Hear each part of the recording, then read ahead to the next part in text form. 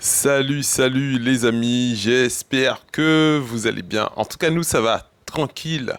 Dans un premier temps, j'envoie une grande force à tous nos amis, tous nos camarades de la région bastérienne suite à cette tempête Fiona. Donc, on a vu plusieurs vidéos. Nous-mêmes, on a repartagé pas mal de vidéos assez difficiles. Des personnes qui ont tout perdu chez eux, où de l'eau est rentrée carrément dans la maison, arrivant aux genoux, voire plus haut. Donc force à vous, on est en train de préparer une solidarité aussi avec notre association Unité contre la misère pour amener le maximum de denrées alimentaires pour vous, les produits de première nécessité et aussi des vêtements.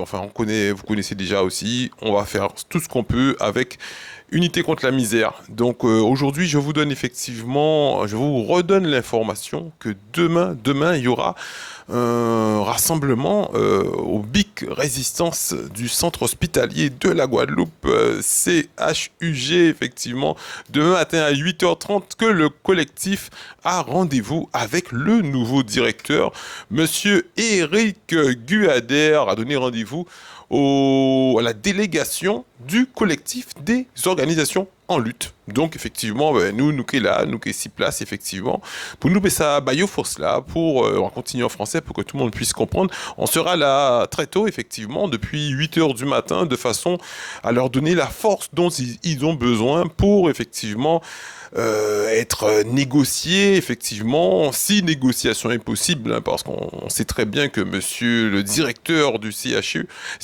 effectivement, a un pouvoir très limité, donc on verra, on reste optimiste pour eux, voilà, pour qu'ils puissent effectivement réussir à négocier. Et ensuite, peut-être que si effectivement Monsieur Macron veut revenir sur la loi qu'ils ont votée, cette fameuse loi du 5 août, hein, qui fait que les suspendus n'ont pas de durée limite. Normalement, il y a toute chose effectivement à une limite, mais là, ils ont décidé de faire une suspension sans limite. Donc, toutes ces personnes qui sont en difficulté, notamment, on a parlé effectivement de la tempête Fiona. Donc, comment oublier effectivement ces résistants qui sont restés sur le BIC du CHBT. Vous savez que c'est le centre hospitalier de Basse-Terre, CHBT. Force à eux, la résistance de Basse-Terre, ces soignants, ce personnel du CHBT qui sont restés effectivement pendant la tempête. Pendant la tempête, effectivement, ils étaient là. Bon, bien sûr, ils sont sur une côte, hein. Ils risquaient pas, effectivement, d'être noyés, contrairement, effectivement, au BIC Résistance, où on a rendez-vous demain, le centre hospitalier, le CHU de Pointe-à-Pitre. Donc, vous connaissez le CHBT, c'est en haut, donc l'eau, effectivement, il passe, il traverse, il ne reste pas sur place. Donc, ils n'étaient pas vraiment en danger, mais c'était quand même un bic assez difficile de rester sous cette pluie. Donc, force à eux, les vidéos qu'on a pu partager aussi sur nos réseaux info. Mika Plocost, effectivement, où on partage effectivement tout type d'informations qui est important pour la population. Donc on filtre quand même les trucs, voilà, on passe pas, ne pas passer n'importe quoi, ne pas passer effectivement des choses utiles pour la population. Voilà, on reste quand même dans un cadre, hein, même si c'est une chaîne un peu perso qui tente de se professionnaliser. Déjà, je vous dis merci déjà parce que vous êtes déjà plus de 1000 dessus à vous être abonnés, presque 2000. Donc merci à vous, ça c'est un soutien qui va nous permettre effectivement à évoluer dans la route, sur la route du moins qu'on espère se développer, ce qui veut dire la route de l'indépendance médiatique, à ce qu'on continue à rester effectivement dans notre discipline favorite qui est effectivement ne pas être dirigé par quiconque. Donc personne ne peut nous diriger, personne ne peut dire tu vas à droite, tu vas à gauche, fais ceci, fais cela.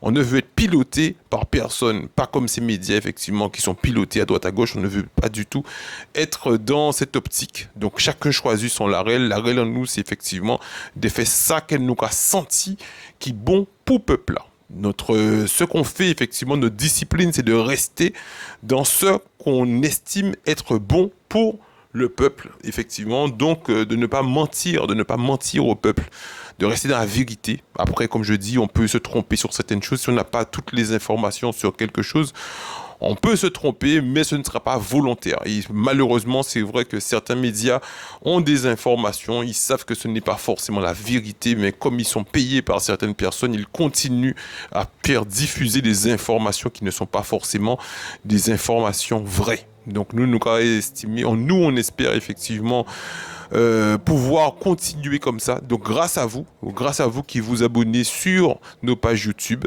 et qui au YouTube effectivement à partir de 1000 abonnés commence effectivement à donner des petits euros. Donc en rassemblant effectivement, quand il y a ces graines diri qu'a fait sac diri. Donc en rassemblant effectivement plusieurs 1 euro, on espère pouvoir au moins y sortir un salaire et peut-être 2 salaires pour qu'on puisse ensuite, je puisse avoir du monde avec moi et mettre du monde sur le terrain aussi, sur le terrain avec nos médias, Média 97+, Canal 97+, et Info Mika Plocos. Donc on fait un maximum d'efforts pour tout ça. Merci à vous. Demain matin, en tout cas, on vous redonne le rendez-vous, 8h30 devant le CHU, le centre hospitalier de la Guadeloupe. Nous, on sera là, on sera présent. Force aux militants, force à toutes les personnes qui se battent sincèrement avec leur cœur pour la Guadeloupe. La route est longue, mais la route est belle. Comme on dit effectivement dans la lutte raide, mais la lutte belle. Continuez à rester solide. Message de force pour vous, force aux soignants, force aux suspendus, tous les suspendus de Guadeloupe, de France, toutes les personnes qui sont en lutte pour leur liberté. On vous donne la force, on est avec vous. À tous les grands frères, effectivement, qui sont emprisonnés, à leurs familles, effectivement, qui pleurent, effectivement, tout le temps, presque tous les jours, ces familles pleurent parce qu'ils ont perdu, effectivement, leurs enfants qui sont enfermés depuis presque 1 an. Force à ces familles, force aux grands frères, force, effectivement, à la famille aussi, une grande pensée pour la famille de Claude Jean-Pierre, effectivement, qui a été effectivement assassiné à Dieppe par 2 agents de la force publique. Et ces personnes ne sont toujours pas jugées, ils ne sont même pas enfermés.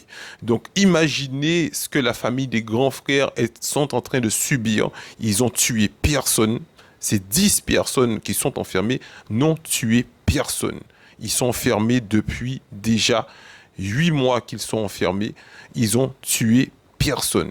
Alors que on a 2 gendarmes quand même qui ont extrait effectivement, qui ont commis une extraction à faire sortir monsieur Claude Jean-Pierre de sa voiture de force et qui lui ont effectivement brisé des vertèbres de la colonne et suite à ça effectivement à enchaîner avec sa mort. Malgré que cette personne a perdu la vie, ces 2 gendarmes continuent à exercer, continuent à travailler. Donc imaginez la souffrance des familles, imaginez la souffrance de la famille de Clodo. Je vous le dis, effectivement, vous le savez, mais je vous le dis avec le cœur. Et c'est ça qu'on veut, c'est cette liberté de parler, cette liberté de penser, cette liberté d'agir pour les personnes qui se battent réellement pour la Guadeloupe et qui sont injustement punies. Et ça, on va toujours le dénoncer. On va toujours dénoncer les personnes qui se battent réellement, qui ne sont pas dans la manipulation, qui ne sont pas pilotées par certains politiques, qui ne sont pas pilotées, mais qui sont en train de se battre pour la Guadeloupe. Et ces personnes sont injustement enfermées ou mortes. Donc voilà, rendez-vous demain. Rendez-vous demain pour soutenir effectivement ces soignants qui ont pris la décision de ne pas se faire piquer, on ne peut pas dire se faire vacciner. On ne va pas revenir sur toutes les informations qu'on vous passe déjà sur nos médias, vous savez déjà. Voilà, on ne va pas tout vous repartager sur tout ça. En tout cas, nous, on est là depuis effectivement le mois de juillet 2021. Donc, ça fait 14 mois qu'on est avec les soignants suspendus. Et c'est pas aujourd'hui qu'on va arrêter. C'est pas aujourd'hui qu'on va disparaître.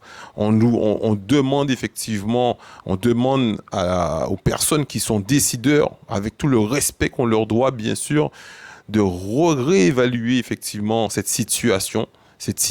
Notamment aujourd'hui, j'étais à la salle de sport et je vais vous faire une petite anecdote dessus parce qu'à la salle de sport, au départ, on nous demandait le pass sanitaire pour qu'on puisse s'entraîner et moi-même j'avais pris le vaccin de façon à pouvoir reprendre les compétitions et à pouvoir m'entraîner, voyager, participer même, prendre une licence pour tenter de reprendre des titres, notamment le titre mondial que j'ai raté en 2019. Donc du coup, aujourd'hui, on nous demande plus de passe pour s'entraîner. alors qu'il fallait un pass pour s'entraîner. Aujourd'hui, on ne demande plus de pass. Pourquoi vous demandez encore une obligation vaccinale à ces personnes au niveau du CHU, alors que le vaccin n'a montré aucun effet différent. Je dirais même pas positif, mais différent. Dans une salle de sport, tout le monde est collé l'un sur l'autre, personne n'est malade. Vous les voyez tous les jours, ils sont dans la salle de sport, ils sont collés tous l'un sur l'autre. Dans le métro, ils sont tous collés l'un sur l'autre. Pas de passe vaccinal. Pourquoi, dans un établissement de santé, vous estimez que ben non, c'est pour la santé des gens, il faut être vacciné? Non. Ce vaccin n'a pas prouvé son effet.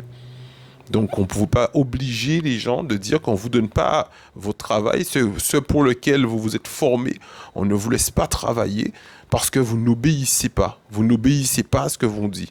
Il y a des règles à respecter, il y a des lois à respecter, mais il faut que ces lois et ces règles soient en adéquation avec la logique aussi. On vous demande de réexaminer tout ça parce que ces personnes sont en souffrance, et notamment Monsieur Denis Delumeau qui est resté quand même 28 jours en grève de la faim. Donc c'est un personnel du CHU qui a failli effectivement pu perdre sa vie dans cette grève de la faim, tout comme Samuel Kraï, effectivement, qui est resté plus d'1 mois en grève de la faim, qui fait partie des grands frères. Merci à vous, rendez-vous demain matin à 8h30 sur le parking extérieur du CHU, autrement appelé le BIC Résistance CHUG.